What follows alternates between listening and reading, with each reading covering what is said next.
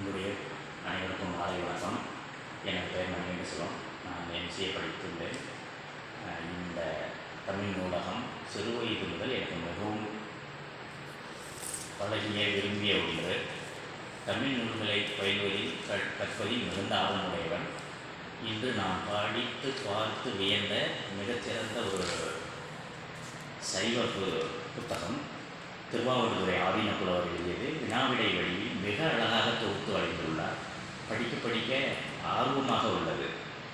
அதில் அவர் குறிப்பிடுவது சிவம் என்று சொல்வார்கள். சிவபெருமான் நான் இல்லை, சிவம் என்றால் சிவபெருமானை என்ன குறிப்பிடுகிறார்கள் என்றால், முதல்வன், எதிலும் முதலானவராக இருப்பவர், ஆதி அந்தம் இல்லாதவர், சிறப்பு என்பவரை குறிப்பிடுகிறார். முதல் என்று வந்தால் அது அவர்தான், சிவபெருமான் என்று குறிப்பிடுகிறார். மேலும் நிரந்தரமானவர், பெர்மனன்ட், ஆஸ்பீஷியஸ், தொடர்ந்து மங்களங்களை அளிக்கக்கூடியவர், மங்களத்தை வாரி வழங்கக்கூடியவர். நாம் எல்லாம் நினைக்கும் அழிக்கும் கடவுள் என்பது அது போன்ற அல்ல என்று குறிப்பிடுகிறார்.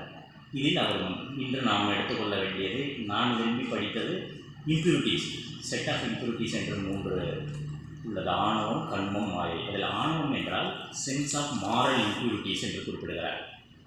அதை பற்றி சிறிது விளக்கமாக பார்ப்போம். வினாவிடை வடிவில் மிக மிக அழகாக குறிப்பிடுகிறார். 3 வகை இம்பியூரிட்டிஸ், மலங்கள் என்ற ஆணவம், கண்மம், மாயை. இதை கண்டறிந்தவர் யார் என்று கேட்கிறார் உமாபதி சிவம். அவர் 5ஆக கணக்கிடுகிறார்.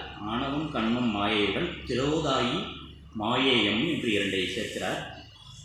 ஆன்மாவுக்கு அறியாமை செய்யும் இம்பியூரிட்டி மலம் எது என்று கேட்கிறார். அது ஆணவம் என்று குறிப்பிடுகிறார். ஆணவ மலம் பொருளால் எத்தனை என்று கேட்டால் 1 என்று குறிப்பிடப்படுகிறது. அம்மலத்தின் 2 வகை சக்திகள், ஆவாரக சக்தி, அவோதியாமிகா சக்தி என்று குறிப்பிடுகிறார். மிக அழகாக உள்ளது. கேவல நிலையில் ஆன்ம அறிவை முழுமையாக மறைக்கும் ஆணவத்தின் பெயர் என்ன என்று கேட்கிறார். அது ஆவாரக சக்தி. சகல நிலையில் ஆன்ம அறிவை கீழ் நோக்கி செலுத்துவது எது, அந்த சக்தியின் பெயர் என்ன என்று கேட்கிறார். அவோதியா மிகா சக்தி என்று குறிப்பிடுகிறார்.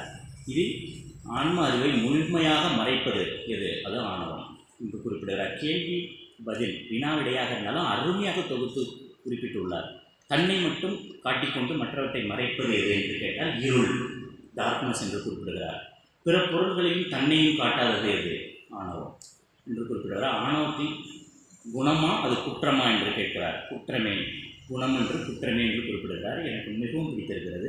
ஆன்ம அறிவை விபரீத விடயங்களில் செலுத்துவது என்று குறிப்பிட்டு முடித்திருக்கிறார் இந்த பகுதி. மீண்டும் கண்மம், மாயை, மாயை என்றால் சுத்த மாயை, அசுத்த மாயை, பிரகிருதி மாயை என்று உள்ளது. அதெல்லாம் விரிவாக பார்ப்போம். வாய்ப்புக்கு நன்றி. மிக அருமையாக உள்ளது. மேலும் செய்வோம், தெளிவோம்.